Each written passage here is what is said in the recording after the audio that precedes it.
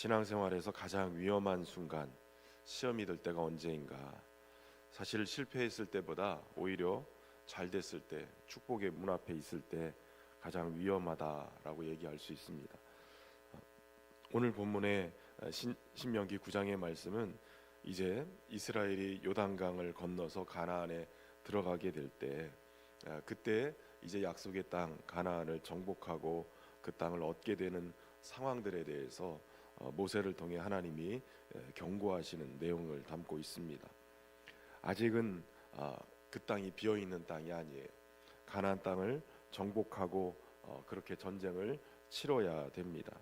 그런데 여전히 그들에게는 적이 남아 있죠. 요단을 건너서 너보다 강대한 나라들로 들어가서 그 땅을 차지하게 될 것인데, 그 땅에 성읍은 크고 성벽은 하늘에 닿아 있고 거기에 또 안악 자손이 그곳에 머물고 있게 되는 그런 상황인데, 그 상황에서도 하나님은 말씀하시는 거예요. 분명하게 그들을 능히 당할 것이다.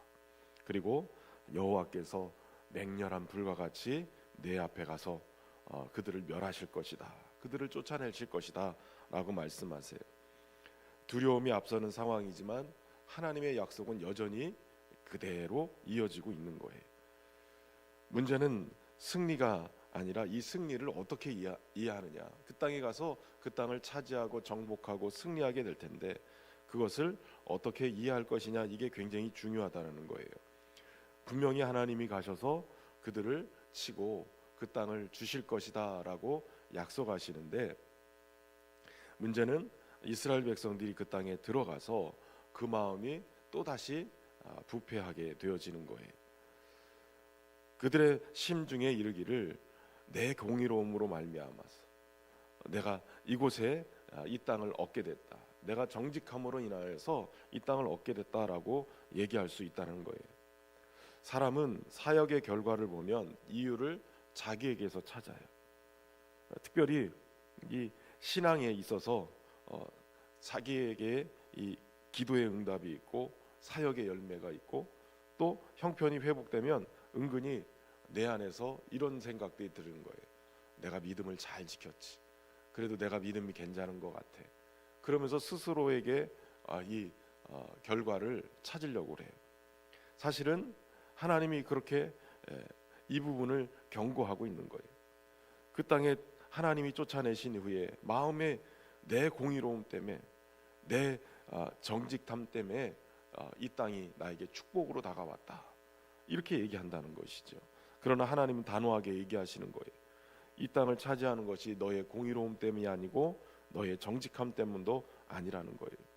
오늘 본문에서는 이 가나안 축복의 땅, 가나안 정복의 이유를 두 가지 얘기해요. 하나는 그 민족이 악하기 때문에, 그 민족이 악해서, 그래서 그 민족의 죄악 때문에 하나님으로부터 심판당해서 쫓겨나게 됐다는 거예요. 또 하나는 5절 후반부에 보면 이같이 하심은 내 조상 아브라함과 이삭과 야곱에게 하신 맹세를 이루게 하려 하심이라. 하나님이 그 조상들에게 맺었던 언약, 그 언약을 기억하고 이것을 이루게 하시기 위해서 이 일을 하게 됐다는 거예요. 결론적으로는 이것이 너희의 의가 아니라 하나님의 언약을 성실하게 수행하시는 하나님의 신실하심으로 말미암은 것이다 라는 거예요. 그래서 6절에 너는 알라, 내 하나님 여호와께서 이 아름다운 땅을 내게 기업으로 주신 것은 내 공의로 말미암음이 아니라 너는 목이 곧은 백성이다. 뭘 알아야 되냐면 그들이 목이 곧은 백성이라는 거예요. 축복의 출발점은 사람의 어떤 뭔가를 잘해서가 아니라 하나님으로부터 주어지는 은혜, 그 언약에 신실하신 하나님으로부터 주어지는 은혜라는 거예요. 모든 사람이 죄를 범하였으되 여호와의 영광에 이르지 못하더니 그리스도 예수 안에 있는 속량으로 말미암아 하나님의 은혜로 값없이 의롭다 하심을 얻은 자 되었느니라. 저와 여러분이 그저 하나님의 은혜로 값없이 의롭다 여김을 받고 또 그저 하나님의 은혜로 모든 것들이 우리에게 주어진 것을 믿고 살아갈 수 있기를 바랍니다.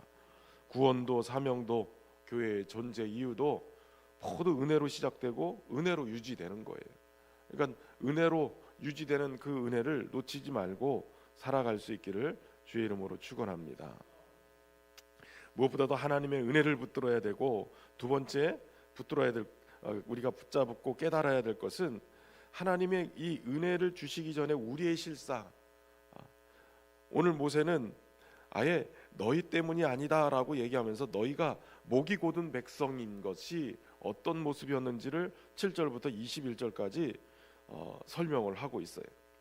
너희가 광야에서 내 하나님 여호와를 경노하게 하던 일을 잊지 말고 기억하라라고 얘기해요. 하나님을 경노하게 하던 일, 하나님으로부터 진노하게 했던 그 일을 기억하라는 거예요. 애굽에서 나온 날부터 이곳에 이르기까지 너희가 항상 여호와를 거역하였느니라라고 얘기하고 있어요. 왜 하나님이 굳이 가나안 땅을 앞에 두고 이렇게 이스라엘의 40여 년 이 광야의 생활 속에 끝없이 실패하고 하나님을 거역하고 경노하게 했던 일을 꺼내셨을까요? 우리를 정죄하기 위해서일까요?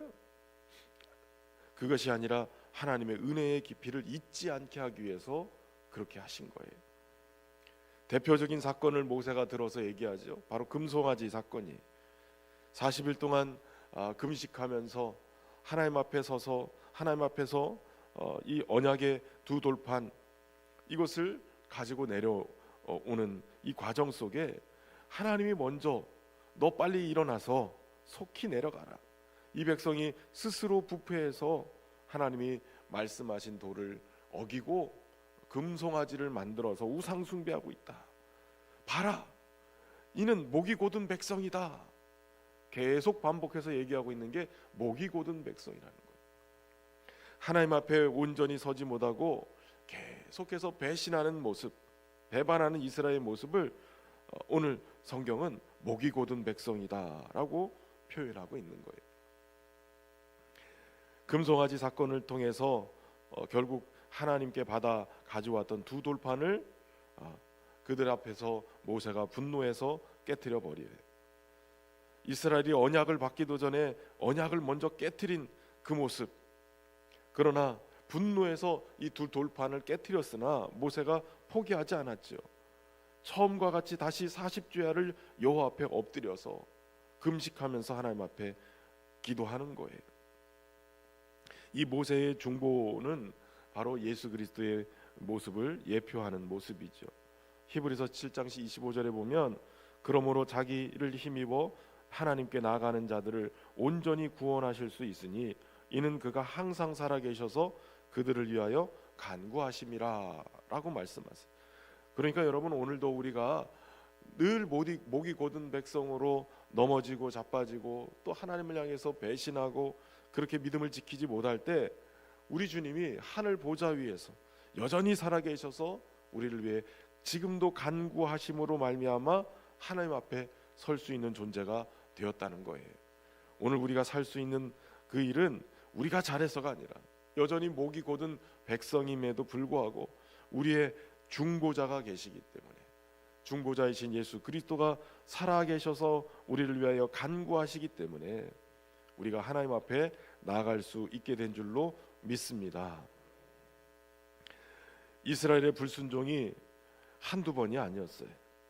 오늘 본문의 22절에 보면 다발에서도 마사에서도 기브롯 핫다와에서도 여전히 그들은 여호와를 경노하게 한 자들이었어요. 불순종이 한두 번이 아니었음에도 불구하고 모세는 하나님 앞에 나가서 이렇게 기도하는 거예요. 29절에 보면 28절 29절에 보면 이 백성의 완악함과 악과 죄악을 보지 말고 주께서 우리를 인도하여 내신 이 땅에 이 백성이 그 땅의 백성들이 여호와께서 그들에게 허락하신 땅으로 그들을 인도하여 드릴 만한 능력이 없어서 그들을 광야에서 죽게 하려고 인도해냈다. 그러니까 하나님이 결국은 힘이 없어서 이 백성을 광야에서 죽게 했다라고 한다라는 것 때문에 하나님을 향해서 중보한 거예요. 주님이 이미 큰 능력과 표심팔로 인도하여 내시지 않았습니까? 주의 백성, 주의 기업을 멸하지 마십시오. 이렇게 하나님 앞에 중보하는 거예요. 이스라엘이 하나님의 백성인 이유는 그들의 순종 때문이 아니라 여전히 하나님의 크신 능력과 표심팔로 그들을 붙들고 계시기 때문인 거예요. 그러니까 하나님의 선택과 하나님의 언약의 신실하심 때문에 여기까지 인도한 거죠. 로마서 5장 8절에 우리가 아직 죄인 되었을 때 그리스도께서 우리를 위하여 죽으심으로 하나님께서 우리에 대한 자기의 사랑을 확증하셨느니라. 아직 죄인 되었을 때, 아직 원수 되었을 때 하나님이 우리를 위해서 예수 그리스도를 십자가에 죽으시게 내어놓으신 거예요. 우리를 사랑하신 그 사랑이 바로 원수된 우리, 죄인된 우리를 그렇게 끌어안으신 겁니다. 주님이 능력이 부족하고 주님의 이 구원의 능력이 부족해서 우리를 이끌어내지 못하시는 게 아니라 여전히 크신 능력과 표심팔로 우리를 인도하시는 그 하나님을 향한 믿음으로 고백하고 그 사랑을 붙들고 오늘도 승리하는 우리 모두가 되기를 바랍니다. 교회는 완전한 사람들의 공동체가 아니라 용서받은 죄인들의 공동체예요. 그러므로 교회 안에서 믿음 생활할 때 우리가 가져야 될 것은 오직 주의 은혜입니다. 오직 주의 은혜입니다. 또 하나는 우리는 여전히 목이 곧은 백성입니다. 언약에 신실하신 하나님, 그 하나님의 언약을 붙들고 오늘도 믿음으로 나갈 수 있길 바랍니다. 우리가 여기까지 온 것, 교회가 오늘까지 여기까지 서 있게 된 것, 사명이 계속되는 것 모두 주님의 은혜인 줄로 믿으시고 주님 고백하며 교만하지 말고 은혜를 기억하며 감사하며 사는 우리 모두가 되기를 주의 이름으로 축원합니다. 은혜의 하나님, 오늘 우리의 의를 내려놓게 하시고 언약의 신실하심을 붙들게 하여 주옵소서. 여전히 목이 곧은 백성으로 교만하여 살아가던 우리를 하나님 돌아보게 하시고 우리의 중보자 되신 예수 그리스도를 통하여서 오늘도 살아계신 주님의 중보로 인하여 우리가 살게 되었음을 깨닫고 겸손히 서게 하여 주옵소서. 은혜 안에 서게 하셔서 오늘도 주님을 기억하고 주님을 찬양하고 무엇보다도 주님의 크신 사랑으로 크신 능력과 편심팔로 오늘도 우리를 붙들고 계심을 믿고 사는 우리 모두가 되게 하여 주옵소서. 우리 성도들 하루하루 삶의 자리마다 주님 동행하여 주셔서 육신의 연약함도 주님 붙잡아 주시고 치료하여 주시고 삶의 버거움도 하나님 함께해 주셔서 주님이 그 모든 짐을 같이 져주심으로 하나님 잘 감당하게 하시고 주신 사명도 능히 감당할 수 있는 은혜로 충만케 하여 주옵소서. 특별히 거제 지역의 여러 어려운 모습들을 주님 앞에 내어놓습니다. 하나님은 그곳에서도 여전히 동행하시고 먹이시고 입히시고 발이 부르뜨지 않도록 하나님 이끌어 가시는 선하신 주님의 인도하심을 신뢰하고 따르는 우리 모두가 되게 하여 주옵소서.